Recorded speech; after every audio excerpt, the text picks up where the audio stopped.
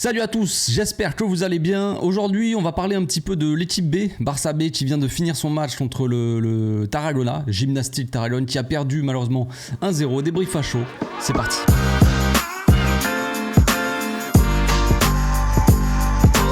Au passage, n'hésite pas à nous rejoindre si c'est pas encore fait et à partager la chaîne autour de toi, ça fera plaisir à tonton. Bon, avant de commencer cette vidéo, je tiens à donner beaucoup de force, évidemment, dans un moment assez difficile pour tous les Marocains, j'imagine. C'est assez dramatique ce qui se passe là-bas, hein. Surtout que si j'ai bien compris, ça continue quand même un peu à avoir des... Enfin, pour ceux qui ont suivi, hein, il y a eu un séisme, tout ça, donc énormément de dégâts et pas mal de décès aussi. Donc grosse force dans ce moment qui est pas évident à vivre pour ceux qui sont touchés par ça et tout ça, c'est dur, mais grosse pensée pour vous. Donc on va parler quand même un peu football, hein, vous savez, voilà, j'aborde pratiquement tout le temps des sujets de foot. Évidemment, on parle pas forcément de la vie de tous les jours, c'est comme ça. Je reste assez concentré sur le football, et même si des fois c'est un peu compliqué avec ce qui se passe, voilà, on va quand même parler de football. Donc le Barça B vient de perdre son match contre le Gimnàstic Tarragona, un match à l'extérieur, donc match pas évident. Sur le papier, on a vu une belle équipe concrètement avec Xavi vous savez bien, c'est la trêve, c'est pour ça aussi j'en profite pour parler un peu du Barça B. Et donc les joueurs qui n'ont pas l'habitude de jouer, qui viennent de la B, c'est-à-dire Fermín López et Casado, qui pourraient jouer en temps normal avec la B, mais qui sont appelés avec Xavi et avec l'équipe première et qui n'ont pas beaucoup de minutes. Xavi, il a demandé à Marquez de les convoquer et de pouvoir leur donner un peu de temps de jeu pour qu'ils puissent aussi se dégourdir les pattes. Donc là, on a vu Fermín López titulaire, on a vu Marc Casado titulaire aussi en 6, qui ont fait tous les deux un excellent match.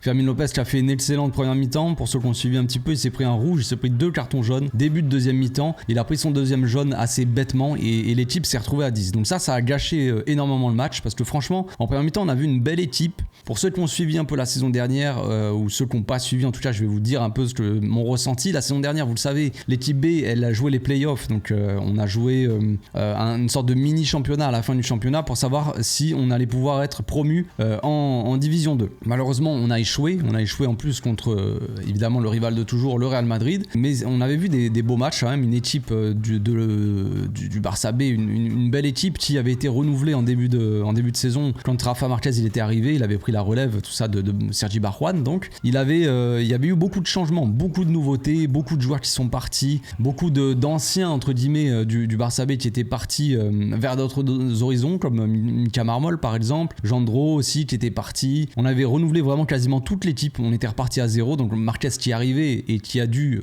partir avec une équipe en plus de ça qui ne se connaissait pas. Donc on avait eu une belle saison quand même, mine de rien, la saison dernière, surtout une deuxième partie de saison assez intéressante. Et là, encore une fois, rebelote, j'ai envie de dire, beaucoup de changements dans l'effectif. Un Rafa Marquez qui entame donc sa deuxième saison, qui fait quand même du travail plutôt intéressant, je trouve. Je dirais pas que c'est excellent, mais en tout cas c'est plutôt bon ce qu'on voit. Je trouve que c'est plutôt pas mal ce qu'il propose. Et donc une équipe avec beaucoup de nouveaux, beaucoup de jeunes aussi qui sont montés, des juvéniles dans cette équipe du Barça B. On pense bien sûr à Unai Hernandez, Garrido aussi qui s'est installé, Hector Fort, latéral droit qui est arrivé des juvéniles là, qui s'est installé en tant que titulaire. On a aussi des défenseurs centraux qui sont partis. On a aussi Arnaud Tenas au cash qui est parti. On a Mika Faye qu'on a acheté pour le Barça B et potentiellement pour l'équipe première, voire dans la rotation. Mikael Faye qui a fait un match monstrueux, qui est en train de marcher sur la division 3, j'ai envie de dire marcher, c'est le patron de cette défense là, c'est assez impressionnant. Je vous conseille de regarder si vous pouvez regarder sur YouTube, hein, les gars, vous tapez Barça Nation ou Barça TV plus, un truc comme ça, il y a des chaînes sur YouTube qui diffusent gratuitement en streaming les matchs et c'est plutôt intéressant. Si vous avez l'occasion de voir Mikael Faye, il est monstrueux, voilà, là on peut le dire. Moi ce qui me dérange, c'est quand t'as des supporters qui vont dire pourquoi on fait pas monter Mikael Faye, tu ne l'as jamais vu jouer, tu vois, c'est parce qu'on t'a dit qu'il était bon. Maintenant que tu vois Mikael Faye, et comme je le vois là dans les matchs, oui, là maintenant on peut dire oui, il pourrait facilement jouer avec la A sans problème. Franchement, le niveau est assez impressionnant de la part de Mikael Faye. Donc on a vu une première mi-temps assez intéressante avec un Fermín López assez excellent dans l'entrejeu qui avait pris la place de Garrido, hein. Garrido était sur le banc, Casado donc titulaire avec Moa aussi. Moa qui est arrivé la saison dernière, qui pour moi a fait un match assez mauvais, je trouve, le plus mauvais au milieu. Mais bon, c'est le mec un peu plus vieux que les autres, donc il apporte un peu cette expérience, ce physique aussi, il est un peu plus costaud, donc c'est pour ça qu'il est titulaire. Mais pour moi, il est pas spécialement intéressant, pas très intéressant dans sa lecture du jeu, dans son intelligence de jeu. Ses passes, tout ça, il a loupé énormément de passes. Mais un Fermin Lopez en première mi-temps qui a été plutôt excellent, qui arrivait à bien ressortir les ballons, qui arrivait dos au jeu, recevoir les ballons, résister à la pression et avec un crochet, un geste technique, tout ça, se sortir du pressing et lancer les attaques. Jouer aussi énormément de diagonales, énormément de jeux longs, tu vois. Il reçoit le ballon, il ouvre le jeu, il fait une diagonale sur l'ailier.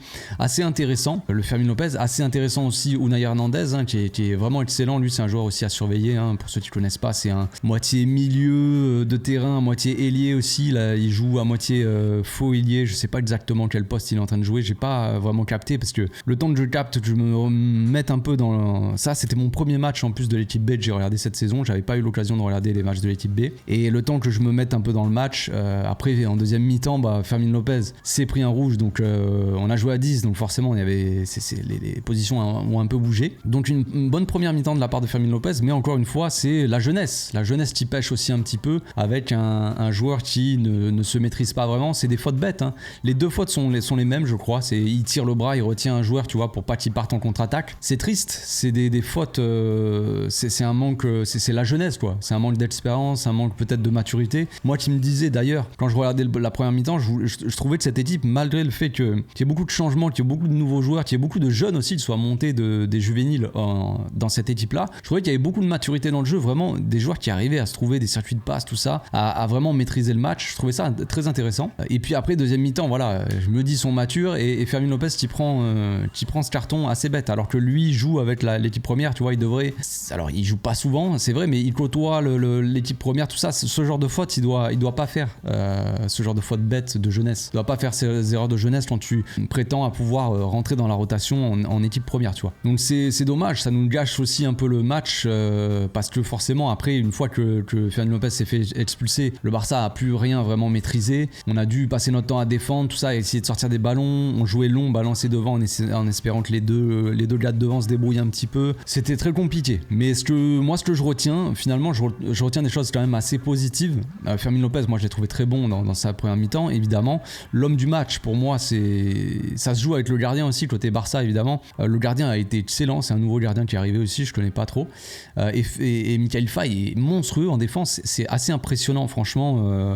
J'essaierai de faire une analyse bientôt de Mikayil Faye, peut-être la semaine prochaine, pourquoi pas, là dans la semaine. On sait que c'est la trêve internationale, donc pourquoi pas se faire des petites vidéos comme ça sur les jeunes. Mais Mikayil Faye, vraiment, sa manière de défendre, ce qu'il propose, vraiment sa maturité, sa vista, puis le fait qu'il soit aussi, c'est une bête. Physiquement, c'est vraiment un monstre, quoi.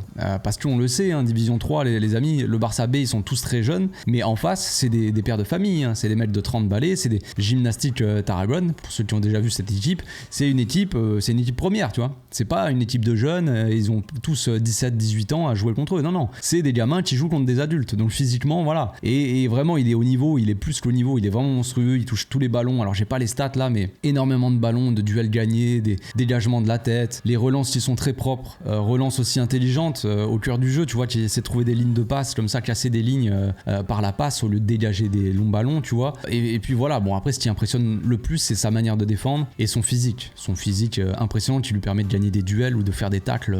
C'est vraiment, c'est très fort. C'est très fort. Moi, j'ai suivi la B, par exemple, la saison dernière, quasiment tous les matchs. J'ai essayé de voir quasiment tous les matchs. Quand on compare, par exemple, à Chadi Riyad qui était très costaud, très grand, voilà, vraiment un physique au-dessus de son âge, tout ça. Je trouve ça plus, quand même, le Mikayil Faye, je le trouve plus impressionnant et peut-être plus complet aussi, parce que Chadi, il avait ce côté très défenseur, très bon de la tête, tout ça, parce qu'il était grand, costaud, tout ça. Mais peut-être un peu lent à l'accélération, peut-être aussi avec des difficultés, on va dire, dans les relances, même si c'est amélioré au fil de la saison. Et là, Mikayil Faye est déjà bon dans beaucoup de choses. Il peut prétendre à facilement être dans la rotation de l'équipe première très rapidement. À la fin de la saison, là, il pourra faire une saison avec la B, mais pas plus. Il a vraiment un talent immense. immense. Bon voilà, je pense que j'ai fait un peu le tour les amis, hein. C'est la défaite assez logique. Gymnastique Taralouane qui met un but après de loin on va dire, ils ont tenté beaucoup. Voilà, nous on était vraiment sur notre défense aussi, vraiment à défendre. J'ai pas parlé d'Hector Fortin d'ailleurs qui a fait un excellent match aussi, j'ai trouvé surtout le côté défensif. Forcément on était à 10 donc une bonne partie du match où il a passé son temps à défendre plus qu'autre chose. Et je le trouve plutôt bon dans la lecture du jeu. Voilà, il s'est fait passer une fois, il s'est vraiment fait passer un petit pont, un grand pont, je sais pas s'il a pris. Et il est revenu, après il arrive à intercepter le centre, tout ça quand même. Mais vraiment très bon. Hector Fort c'est évidemment aussi un joueur à suivre, un jeune à suivre dans le futur parce qu'on sait que les latéraux c'est compliqué.